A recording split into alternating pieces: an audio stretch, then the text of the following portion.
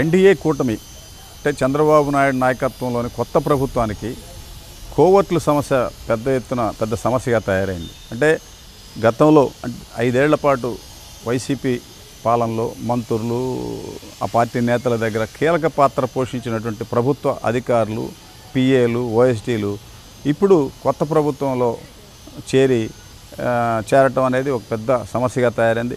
వీళ్ళంతా కోవర్టులుగా ఉన్నారని చెప్పని, ఈ కోవర్టులను గుర్తించాలని చెప్పని స్పష్టంగా తెలుగుదేశం పార్టీ ఎన్డీఏ కూటమి నిర్ణయించుకుంది. దీంతో ప్రధానంగా సచివాలయం, తర్వాత సీఎంఓ ముఖ్యమంత్రి కార్యాలయం, ఇతర మంత్రుల పేషీలు, ఇక్కడ కీలకమైన స్థానాల్లో కోవర్టులు ఉన్నారనేటువంటిది ఇంటెలిజెన్స్ నిఘా వర్గం ప్రభుత్వానికి తెలియజేసింది. దాని మీద రాష్ట్ర ప్రభుత్వం పెద్ద ఎత్తున కసరత్తు చేసింది. ఇప్పటికి కూడా అనేక శాఖలలో వైకాపా హయాంలో ఉన్నటువంటి కీలక అధికారులే ఇంకా కొనసాగుతూ ఉన్నారు. రకరకాల సిఫార్సులతో అప్పట్లో తెలుగుదేశం నేతలను ఇబ్బంది పెట్టిన వాళ్ళే తిరిగి ఈ ప్రభుత్వ హయాంలో కీలక బాధ్యతలు స్వీకరించి అధికారంలో కొనసాగుతున్నట్టు ప్రభుత్వం దృష్టికి వచ్చింది. పత్రికలు, మీడియా కోడే కూర్చుంది. వీటన్నిటినీ అరికట్టడం కోసం ముఖ్యమంత్రి చంద్రబాబు కఠినంగా వ్యవహరించాలని మంత్రులకు స్పష్టమైన ఆదేశించారు. కీలకమైనటువంటి ముఖ్యమంత్రి పేషీలోనే ప్రద్యుమ్న, ఐఏఎస్ అధికారి ప్రద్యుమ్న గతంలో వైసీపీకి అనుకూలంగా వ్యవహరించారు. ఆయన భార్య వైసీపీ లీగల్ సెల్లో కీలక పాత్ర వహించారు. ఆయన చేర్చుకోవడం మీద టీడీపీ కార్యకర్తలు నిప్పులు జరుగుతూ ఉన్నారు. సోషల్ మీడియాలో పోస్టులు పెట్టారు. ప్రద్యుమ్నకి ఎలా అవకాశం ఇచ్చారని, R&Bలో పనిచేసిన సమయంలో ప్రద్యుమ్న టీడీపీ బిల్లులు ఆపేశారని, అప్పటి ముఖ్యమంత్రి జగన్మోహన్ రెడ్డి తాడేపల్లి నివాసానికి ఎటువంటి అనుమతులు లేకుండా కోట్ల రూపాయలు విడుదల చేశారని, తర్వాత విశాఖలో ఉన్నటువంటి అనేక వ్యవహారాల్లో కూడా ప్రద్యుమ్న ఏకపక్షంగా వ్యవహరించారని ఇటువంటి ఆరోపణలు ఉన్నాయి. అటువంటి ఐఏఎస్ అధికారిని సీఎం పేషీలు ఎలా నియమించుకున్నారని కార్యకర్తలు ఆగ్రహం వ్యక్తం చేస్తున్నారు.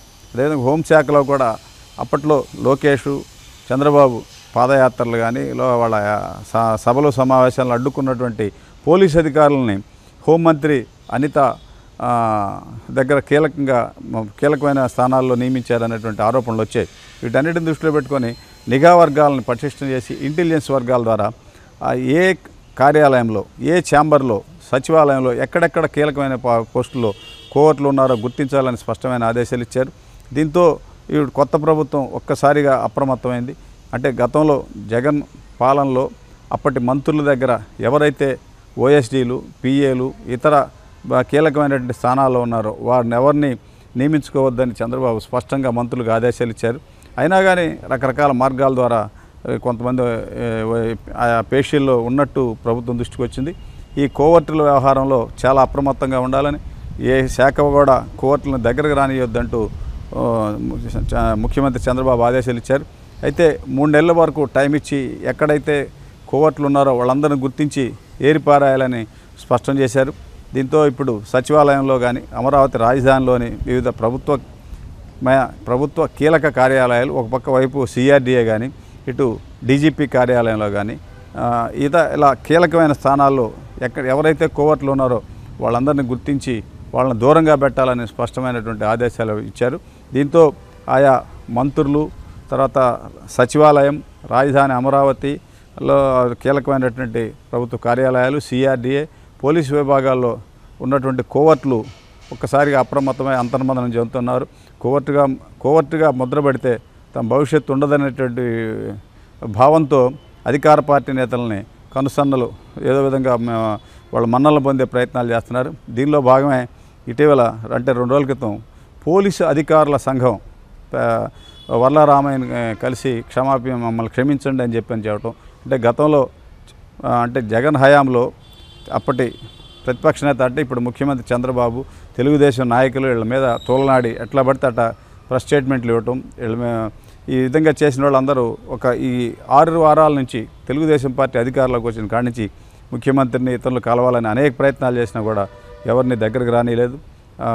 అప్పటి ఇంటెలిజెన్స్ చీఫ్ సీతారామాంజనేయులకి కనీసం చంద్రబాబు అపాయింట్మెంట్ కూడా ఇవ్వలేదు. అంత కఠినంగా ఉండటంతో గత్యంతరం లేక పోలీసు అధికారుల సంఘం నేతలు టీడీపీ రాష్ట్ర కార్యాలయంలో వర్లరామయ్యని కలిసి బేషరతుగా క్షమాపణలు చెప్పి ఒకసారి మమ్మల్ని మన్నించండి అంటూ ప్రాధేయపడతా ఉన్నారు.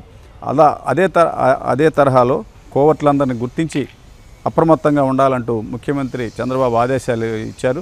దీంతో సచివాలయం, సిఆర్డీఏ, డీజీపీ కార్యాలయం, అమరావతి రాజధానిలోని వివిధ ప్రభుత్వ కార్యాలయాల్లో కోవర్టుల వేటలో టీడీపీ నేతలు, రాష్ట్ర ప్రభుత్వ ఉన్నతాధికారులు ఉన్నారు. ఇది దీనికి సంబంధించిన అంశాలు.